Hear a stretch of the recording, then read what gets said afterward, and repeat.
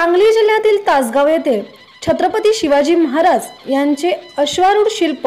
व डॉक्टर बाबासाहेब आंबेडकर यांचे पूर्णाकृती शिल्प यांचे अनावरण व लोकार्पण सोहळा सामाजिक अधिकारिता शिबिरांतर्गत सहाय्यक उपकरण वितरणाचा कार्यक्रम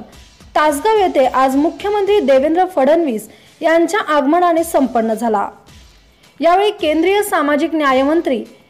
रामदास आठवले, महसूल मंत्री चंद्रकांत पाटील, सहकार मंत्री तथा सांगली जिल्ह्याचे पालकमंत्री सुभाष देशमुख,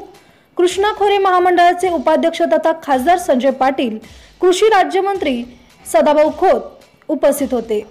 तसेच यावेळी आमदार विलासराव जगताप, आमदार सुमन पाटील, आमदार अनिल बाबर, आमदार सुरेश खाडे, आमदार सुधीर गाडगीळ, नीता केळकर, पृथ्वीराज देशमुख, जिल्हा परिषद मुख्य कार्यकारी अधिकारी अभिजित राऊत,